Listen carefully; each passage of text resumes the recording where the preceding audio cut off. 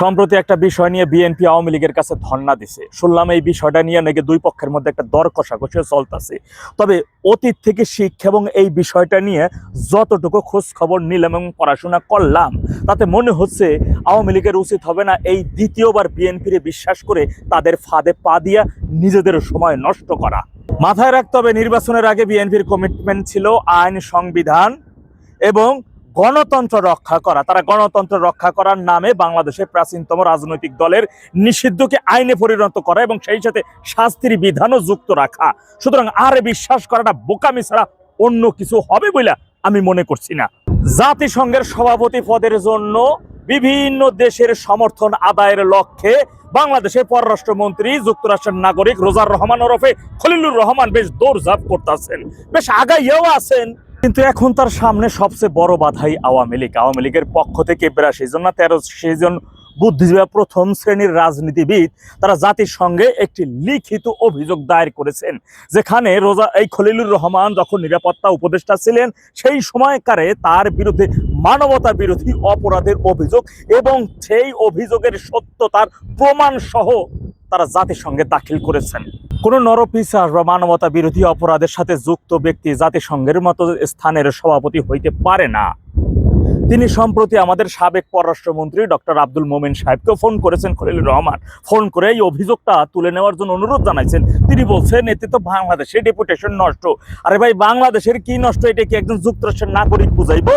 সত্য মিথ্যা জানি না, শুনলাম ডক্টর মোমেন সাহেব নাকি তারে বলছে আমি এক অভিযোগ তুললে তো হইব না, এর সাথে তো আরো ৮২ থেকে ৮৩ জন স্বাক্ষরিত আছেন। বিষয়টি নিয়ে নেত্রীর সাথে একটু ভালো মতো আলোচনা করেন। আমার ব্যক্তিগত মতে এই বিষয়ে যদি দেশ এবং জনগণের স্বার্থ আওয়ামী লীগের কোনো ত্যাগ স্বীকার করতে হয় সেইটা করা উচিত বলে মনে করি।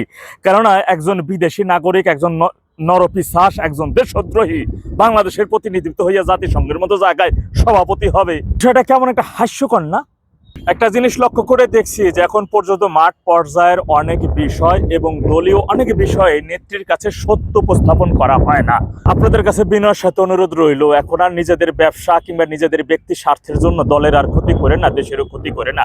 আমি বিশ্বাস করেন ডেভিল ইনুসের কইরা যাওয়া যুক্তরাষ্ট্রের সাথে যে গোপন চুক্তিটা আছে না, সেই চুক্তিটা যদি খালি একটু ফাঁস করেন, সেই চুক্তিটা যখন ফাঁস হয়ে যাবে, দেশের জনগণ জানতে পারবে, তখন এই দেশে বিএনপির খুঁজে পাবেন না, জামাতিদের খুঁজে পাবেন না। কারণ ডেভিল ইনুস আমেরিকার সাথে ওই গোপন চুক্তি শুধু তিনি নিজে একা একা করেন না, বিএনপি জামাতের সমর্থন নিয়ে এবং তারা সেই চুক্তির সাথে একমত পোষণ করছে।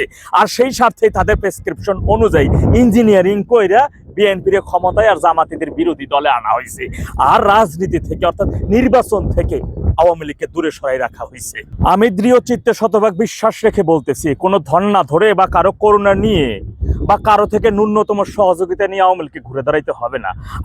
আপনারা যারা দুর্বল নেতৃত্ব আছেন, অনেক সুবিধা আপনারা ভোগ করছেন, আপনারা চুপ থাকেন। শুধু আপনারা আপনাদের স্থানটা থেকে একটু সইরা যান, ওইখানে একজন যোগ্য ব্যক্তিকে বসাই দেন, দেখেন কেমনে আমরা ঘুরে দাঁড়াই। বিশ্বাস করেন ডেভিল ইনুসের সময়কাল থেকে যতগুলো পরিকল্পনা আপনারা করেছিলেন বা যে কথাগুলো আপনারা বলেছিলেন, সেই মাফিক যদি কাজটা করতে যেতে পারতেন তাহলে এতদিন সময় লাগতো না, দেশের এত ক্ষতিও হইতো না।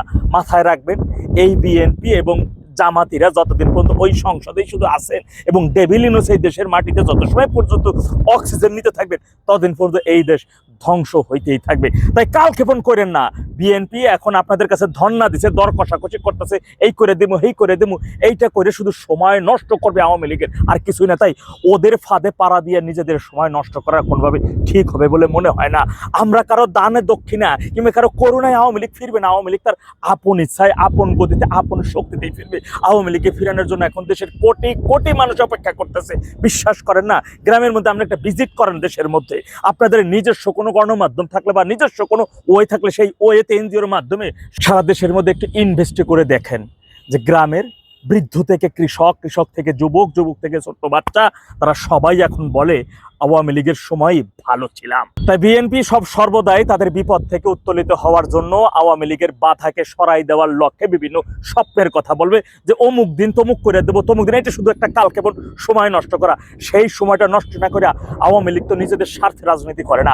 আওয়ামী লীগ নিজেদের স্বার্থে দেশের ক্ষমতায় যায় না, দেশ এবং জনগণের স্বার্থে আওয়ামী লীগ যখনই ক্ষমতায় গেছে, এইটা চিরন্তন সত্যি কথা, আওয়ামী লীগ যখন ক্ষমতায় গেছে তখন মানুষের ভাগ্যের পরিবর্তন হয়েছে, দেশের উন্নতি ঘটছে। সুতরাং আওয়ামী লীগের প্রয়োজনে নয়, নয়, দেশ এবং জনগণকে বাঁচানোর জন্য, দেশ এবং জনগণের মুক্তির জন্য, ৭১ মহান মুক্তিযোদ্ধাকে পুনরুদ্ধারের জন্য আওয়ামী লীগকে প্রয়োজন, কারো দান এবং করুণায় নয়। আপনাদের কাছে বিনয়ের সাথে অনুরোধ রইল, নিজেদের স্বার্থে নেত্রীকে ভুলভাল বুঝিয়ে আর ওদের ফাঁদে পাড়া দিয়েন না। আসসালামু আলাইকুম।